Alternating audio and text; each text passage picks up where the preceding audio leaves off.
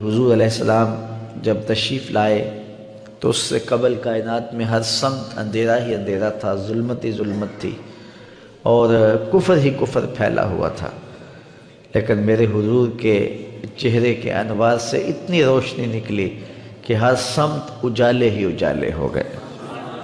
شیخ Saadi کی ربائی ہے نا، بالا غل اولاب کمال ہی، تو اس میں دوسرا مصرع ہے کشفت دجا بے جمال ہی، تو اس کا مطلب یہ ہے کہ حضور کے چہرے کی چمک سے ساری ظلمتیں مٹ گئی۔ آفتاب زندگی کی ایک شعاع اولی، نور سے تیرے فلک روشن درخشاں ہے زمیں، تیری ہستی روشنی کا ایک حسین مینار ہے، ہر کرن جس کی نشان منزل دنیا و دین، تیری نظروں نے تراشے ظلمتوں سے آفتاب، پاؤں تیرے چوم کر ذرے بنے ماہ مبین، اے غریبوں کے سہارے اے یتیموں کی مراد، محسن انسانیت تجھ سا کوئی نہیں۔ تو گویا حضور علیہ السلام کا جمال، حضور کا حسن کائنات کو روشنیاں دیتا ہے، اجالے بانٹتا ہے، نور بکھیرتا ہے۔ کائنات کے سارے اندھیرے ان کے جمال کی چمک سے ختم ہو گئے اور ہر سمت اجالا ہی اجالا ہو گیا۔ ناگہاں ساکن ہواؤں پر روانی آ گئی اور چمن کے پتے پتے پر جوانی آ گئی۔ آج زانوئے ازل نے صبح پہ انگڑائی لی اور مسکرا کر ایک کرن نے ہاتھ میں شہنائی لی، مخزن اسرار قدرت کے امی پیدا ہوئے، غل ہوا دنیا میں ختم المرسلین پیدا ہوئے۔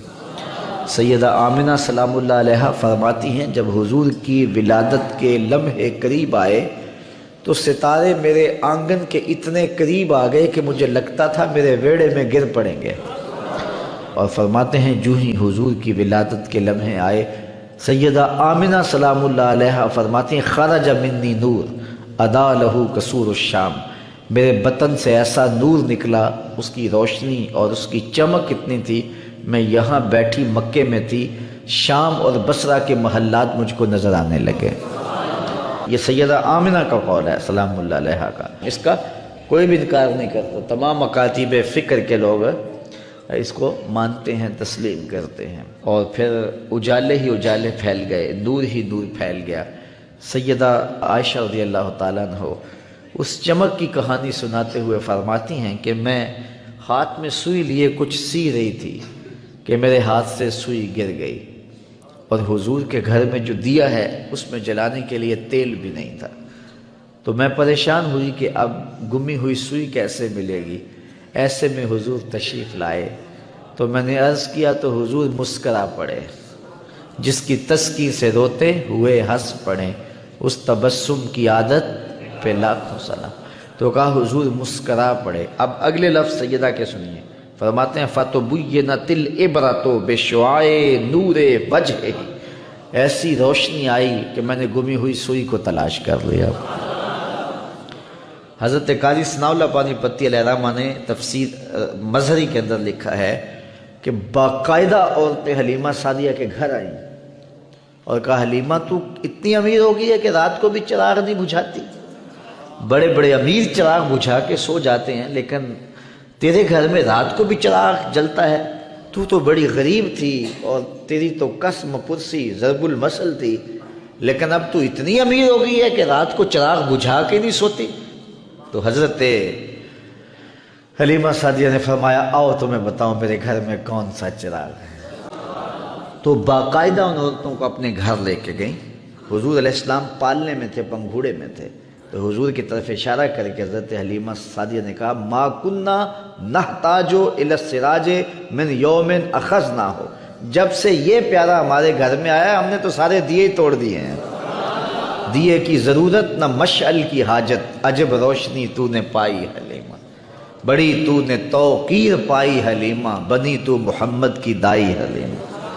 کہتے ہیں حضرت حلیمہ سعدیہ کو دوسرے کمرے میں روشنی کی ضرورت ہوتی، حضور کو اٹھا کے وہاں لے جاتی، اور پھر انہیں جب بھوک تنگ کرتی حضور کے چہرے کو دیکھ لیتی، بھوک بھی مٹ جاتی، پیاس بھی مٹ جاتی، اندھیروں میں چراغاں بھی ہوتا، وہ سارا دن تو صحراؤں میں گھوم لیتی تھی، اسے جب بھوک لگتی تھی لبوں کو چوم لیتی تھی۔ اسلام امن کا داعی ہے اور امن کے فروغ کے لیے کوشاں ہے۔ اسلام کا مادہ ہی سلامتی سے ہے، اس لیے سلامتی کے لیے، امن عالم کے لیے انسانوں کو باہم محبت، الفت، رافت کا سبق پڑھانے کے لیے جتنی کوششیں اسلام اور اسلام کے ماننے والوں نے کی ہیں، اس کی مثال دنیا کے کسی اور مذہب میں آپ کو نہیں ملے گی۔ انسانوں کو قتل کرنا، انسانوں کی تذلیل کرنا، انسانوں کی تنقید کرنا، یہ اسلام کا سبق ہی نہیں ہے۔ تو اسلام کی تاریخ روشن ہے۔ ناگزیر حالت میں جنگ کرنا ضروری ہو جاتا ہے، امن کے قیام کے لیے جنگ کرنا کبھی ضروری ہو جاتا ہے۔ تو جب اس حالت میں جنگ کا ہونا ناگزیر تھا تو اس میں زیادہ سے زیادہ نقصان سے بچنے کی کوشش کی گئی، اور اس میں بھی قوانین مرتب کیے گئے۔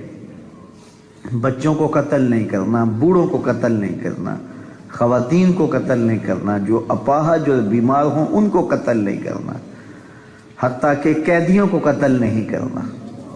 اور یہاں تک ارشاد فرمایا گیا کہ ان کے جو راہب ہیں، اللہ اکبر، ان کے جو پادری ہیں، ان کے جو بڑے ہیں، ان کو بھی قتل نہیں کرنا۔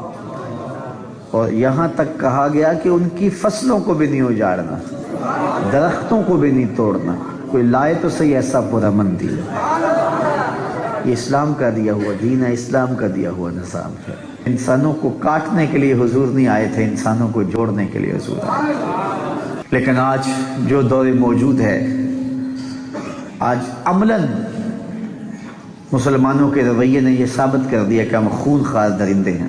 عراق کی جنگ کے بعد انسانوں کا جب قتل عام کیا گیا، ڈیزی کٹر بم پھینکے گئے جو انسانوں کا خون چوس لیتے تھے، اور کیا کچھ ہوا، تو دنیا کے سامنے رسوائی ہوئی۔ تو ان عالمی طاقتوں نے چاہا کہ ہم کیوں انہیں ماریں اور یہ الزام اپنے سر کیوں لیں، ہم ان کو آپس میں تقسیم کر دیتے ہیں اور یہ آپس میں ایک دوسرے کو کاٹیں گے، کٹیں گے بھی خود، مریں گے بھی خود، رسوا بھی خود ہوں گے۔ ہم دنیا کے سامنے اسلام کا یہ چہرہ پیش کریں گے، ہمارا میڈیا چیخ چیخ کے کہے گا یہ دیکھو مسلمان کر رہے ہیں، اور دونوں طرف مسلمان ہوں گے۔ یہ پھر دوسری منصوبہ بندی ہوئی، اور آج وہ روح بعمل ہے۔ جو قتل ہو رہا ہے وہ بھی لا الہ الا اللہ پڑھ رہا ہے، اور جو قتل کر رہا ہے وہ بھی لا الہ الا اللہ پڑھ رہا ہے، اور دنیا کے سامنے یہ چہرہ دکھایا جا رہا ہے یہ دیکھو اسلام ہے۔ آج ہمارا تماشا بن گیا ہے، خون بھی ہمارا بہہ رہا ہے، ذلت بھی ہماری ہو رہی ہے، اور پوری دنیا اس تماشے کو دیکھ رہی ہے۔ انہوں نے تو تماشا دیکھنا ہی تھا، انہوں نے تماشا لگایا ہوا ہے۔ یہ 56-57 اسلامی ملکوں کے حکمران یہ کیا کر رہے ہیں؟ ان کے سینے میں درد نہیں اٹھتا بھیگتے بچوں کو دیکھ کر کے؟ ان کو نیند کیسے آ جاتی ہے؟ کیا قیامت کے دن رسول اللہ کے سامنے انہیں پیش نہیں ہونا؟